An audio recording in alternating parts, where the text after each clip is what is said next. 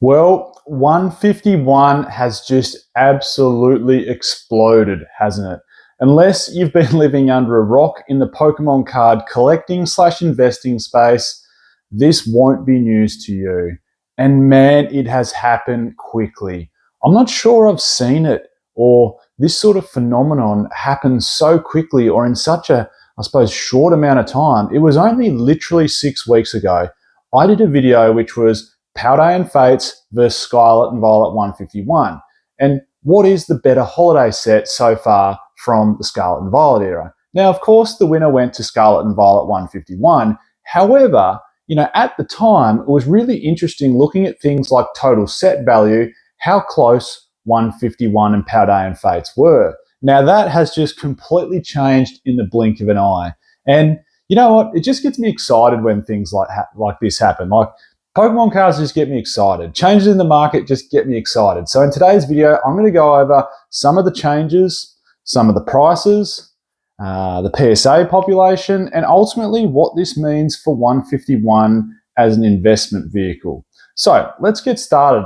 When I was talking about that video I did literally probably 5 or 6 weeks ago, Paldea and Fates versus 151, the total set value at the time was literally like, it was neck and neck. In fact, I think Paldea and Fates had a higher set value when I did the video. I think Paldea and Fates was about $550 total set value, and 151 was like $540 total set value. Or it might have been like, $590 versus $580. Anyway, it was very, very close. Right now, though, the total set value of Scarlet and Violet 151 is $1,054.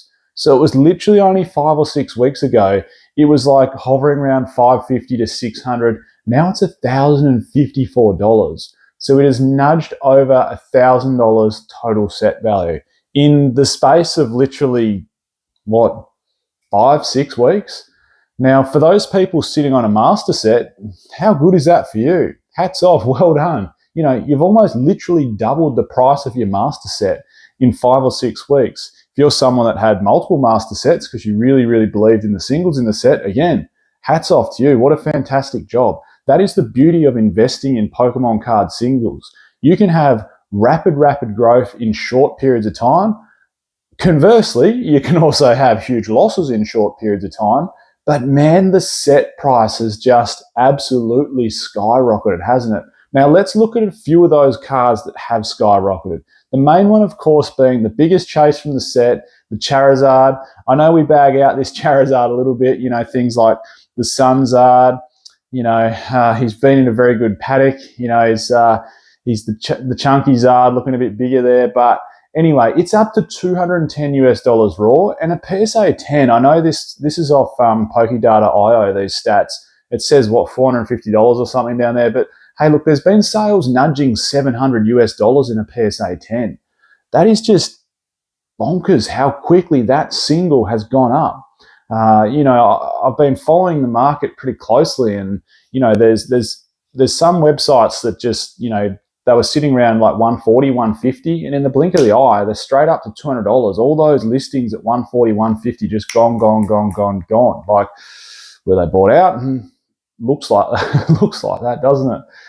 Next one, just to go through a couple more. Blastoise, these are all just in the last 6 months, is up 54%. So the special illustration rare Blastoise up 54%. The Venusaur, rounding out the top 3 starting trios final evolutions in the last 6 months, is up 52%. An absolute belter of a little card, the Charmander, up 72.5% in the last 6 months. Now, this set also produced the greatest special illustration rare we've seen to date, which is, of course, the Alakazam. My boy's not getting a heap of love, but he's still up about 21% in the last 6 months. And finally, even some of these probably aren't main chase cards from the set. When you talk about main chase cards, of course, you're talking about the big 3, Charizard, Blastoise, Venusaur, and of course that Zapdos special illustration rare. And even things like the Charmander, of course, is now a big hit, particularly with its PSA 10 price, which I'll get to towards the end of this video.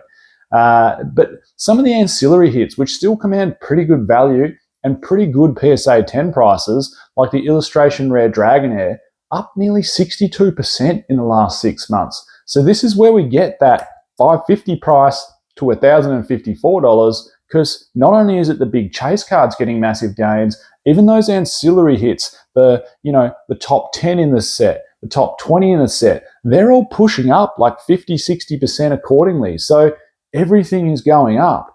Now, talking about everything going up, if we move away from singles really quickly to sealed, the Pokemon Center Elite Trainer Box is up 117% in the last 6 months.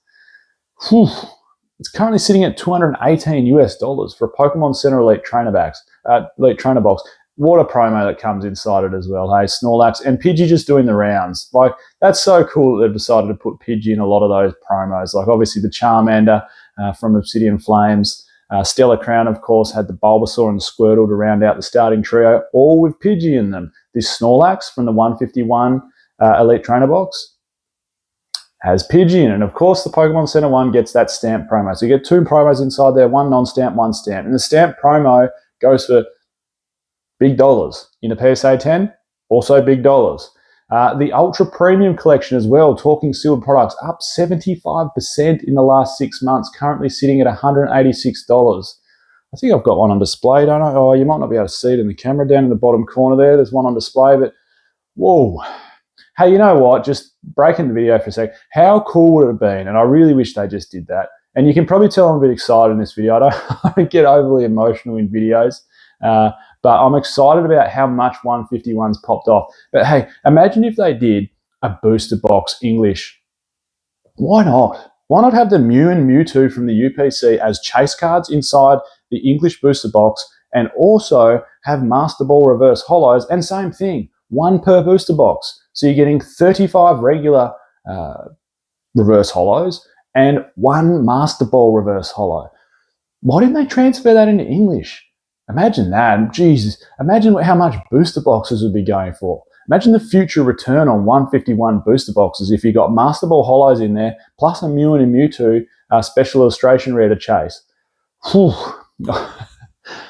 I stagger to think how much those booster boxes would be going for right now. But rightly so, the sealed product has made equally as strong gains as the singles. And it always is. It's like, is it the chicken or the egg? Is it the sealed product price going up, pushing up singles? Is it the fact that we're seeing massive upward pressure and increases in prices on singles really driving up the sealed price? Look, it all comes down to demand, doesn't it? Demand's what's pushing up the price of both of them. There's demand for the singles and there's demand for the sealed, probably to open to get the singles, but then also, to keep sealed in the future. Us, I suppose, sealed investors are also driving up the price of it. Finally, I just wanted to go over the PSA prices before we talk about the future of investing in 151.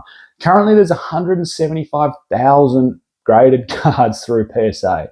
Now, interestingly, only 70,000 have returned to PSA 10. If you do the maths on that, it's bang on 40%. Give or take 0.5%. But we work off 40% conversion rate from every single card graded returning a 10. Now, look, I've said this 100 times throughout my videos, so if you're a viewer, you're probably sick of hearing it, but, people don't send off rough copies. People don't look at it and go, oh, yeah, heaps of whitening around the edges, way off center, there's a scratch on the surface. Yep, I'm going to grade that because I think it'll get a 10. People don't do that. People really pick the eyes now out of their cards. Look, some people are a little bit delusional. Some people think, oh yeah, everything's a 10 when it's not. But most people are sending off good copies in the hope that it'll receive a 10. General rule of thumb. Surely everyone can agree with that. So to return at 40%,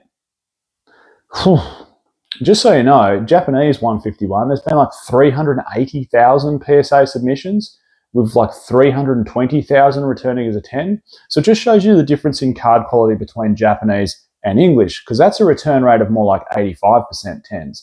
Now, 151 certainly isn't the worst English set. There's been some stinkers. Obsidian Flames is shocking. It's down at like 23% conversion rate from all graded cards from PSA returning to a 10, 23%. So we're not that bad, but it's difficult in the grand scheme of things to get a 10. Compared, say, to Evolving Skies, that was sitting at about 62% conversion rate to a 10. So 40% is relatively low for a modern set. Anyway, that can lead to, that difficulty to grade can lead to, I suppose, some grading plays, like the Charmander. I said I'd get back to Charmander towards the end of the video. That's a $44.50 card raw. If you convert it to a PSA 10, it's $265. Just for a, illustration rare Charmander, whew, like a starter Pokemon, that's big money for just an illustration. That's big money for a PSA 10 in almost any stretch of the imagination across a lot of sets. So yes, of course, there's more expensive ones, but whew, that's pushing up there. Now, what does all this mean? Like, obviously, hats off to everyone that, you know, like I said, bought master sets or bought multiple singles. You know, maybe now's the time to sell while it's so hot. Maybe it also has some more growth in it, because personally I think there is more growth, particularly for some of the singles. Like, there's still some I feel are a bit undervalued. The Venusaur artwork's beautiful. The Alakazam, like I said, is beautiful, and it feels like it hasn't had the same rise as a lot of the other cards. Most cards in the set have risen like 60-70%. That Alakazam's only risen about 20%. Maybe I'm biased because I think it's such a damn good special illustration rare. In fact, I think it's the best special illustration rare, so maybe I'm biased. But I still think there's room to growth on a lot of singles. And they're just probably to name a couple, the Venusaur and the Alakazam, for argument's sake. So I think there still is some growth to go there. When it comes to the sealed product, look, it's difficult in Australia to get Pokemon Center Elite trainer boxes. They would have been obviously the home run product, particularly with their limited printing.